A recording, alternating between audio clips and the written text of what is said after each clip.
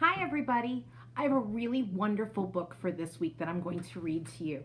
It is called Alma and How She Got Her Name, and it is written by Juana Martinez Neal.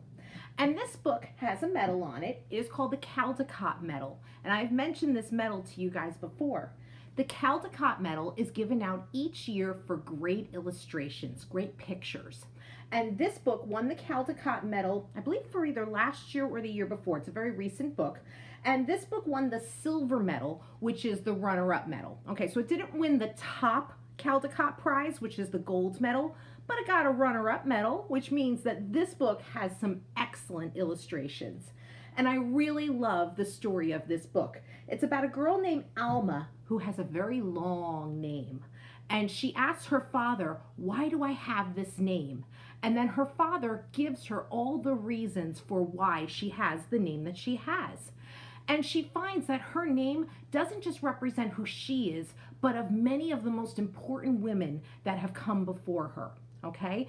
And at the end, we're going to ask ourselves, what do our names mean? Okay? Because a name, it can have a lot of significance or a lot of meaning to certain families, okay?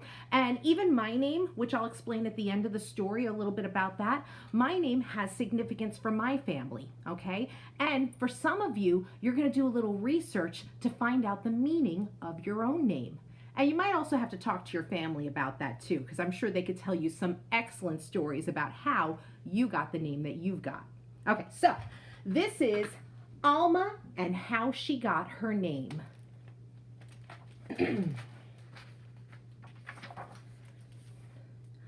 Alma Sofia Esperanza Jose Pura Candela had a long name. Too long, if you asked her. All right, so here's her whole full name written out. "My name is so long, Daddy, it never fits," Alma said. "Come here," he said. "Let me tell you the story of your name. Then you decide if it fits." "Sophia was your grandmother," he began. "She loved books, poetry, jasmine flowers, and of course me. She was the one who taught me how to read." All right, so there's Alma's grandmother, Sophia.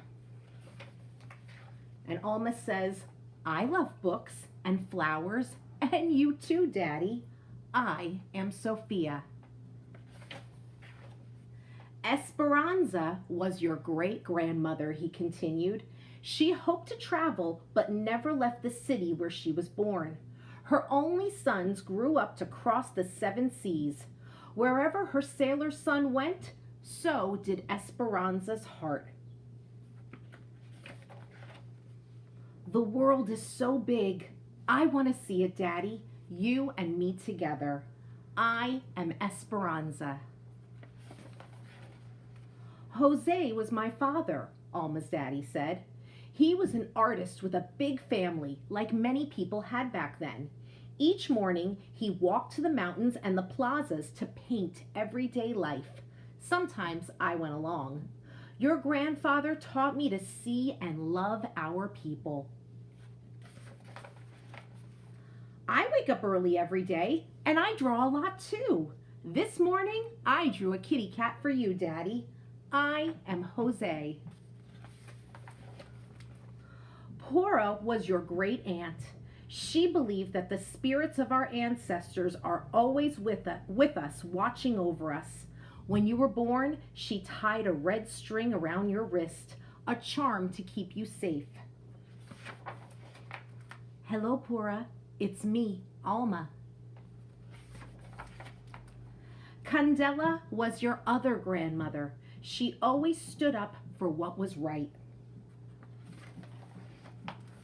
I am Candela." "I love the story of my name. Now tell me about Alma, Daddy. Where does that come from?" "I picked the name Alma just for you. You are the first and only Alma. You will make your own story."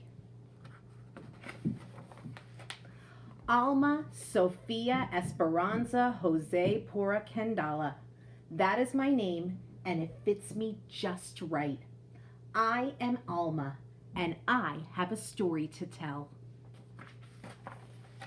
Now, at the end of the story, we get a note from the author of the book.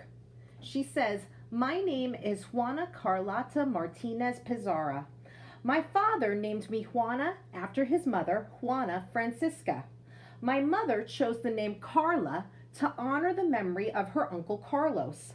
My father was a man of decisions, so when it was time to register my birth, he changed Carla to Carlota on the birth certificate. He was convinced that Juana Carlota was the mighty name he wanted for his daughter. Thanks to that change, I got stuck with what I thought was the most old-fashioned, harsh, ugly, and way too Spanish name in all of Lima, Peru, where I grew up. Little did I know that later on, after I moved to the United States, it would feel unique and remind me every day of where I come from." What is the story of your name? What story would you like to tell? Okay, friends, so that is the book, Alma and How She Got Her Name, written by Juana Martinez Neal. Now, I said I would talk to you guys a little bit about my own name because I will say I have a very unusual name. My first name is Casha, C-A-S-H-A, and my middle name, actually now my middle name is my maiden name, Caponegro, and my married name is Eliason. So my full name is Casha Caponegro Eliason. I know, it's a mouthful. And I have an unusual first name, okay? Growing up, I always got a lot of, what's your name? Casha? How do you spell that? What does that mean? And the story of how I got my name is basically I have parents that were a little unusual in the late 70s, okay? And they decided when they had me that they wanted to name their daughter a name that was very unusual, something that no one else had. And Casha is actually a nickname for Catherine, okay? And Catherine is an important name in my family because it is my father's sister's name and it is my father's grandmother's name. So in a way, my name Casha is kind of a family name because it's a nickname for Catherine. Nobody calls me Catherine. No one calls me Kathy, okay? But that name that I have, Casha, that's the name I grew up with. I mean, and there were times when I didn't like it, when I said, oh, why do I have this weird name? People are always asking me about it. But you know what? That's who I am. That's my name, okay? And I love my name. Now, my maiden name, the name that I was born with, Caponegro, my last name growing up, that is an Italian name, which means black hair. Capo means your head, and negro is black, so head of black. Now, I know I don't have black hair. My hair's red. It's not my real hair color. My real hair color is a dark brown. But in my father's family, the people going back from Italy had black hair. So that's my maiden name, Caponegro. And then my married name is Eliason, which comes from my husband's family. Okay, so you guys are gonna ask how you got your name. So talk to your family, talk to your parents, your grandparents. Oh, do you hear the train? Let's listen. Train going by my house right now. I'm not stopping the video for it. I'm going to keep talking. All right, so you're also going to talk to your family about where your name comes from. Maybe there's a really great story they could tell you. Maybe they'll say, you know what, the name I just really liked and we thought that that name would be perfect for you. And then I've also included some really fun websites where you can look up different names. You could look up your own name or your friends' names, and you can also look up your last name to kind of see where that last name comes from. But I'm sure, again, talk to your family. I'm sure they'll have some great stories to tell you. All right, friends, I hope you have a wonderful week, and I will see you all next week.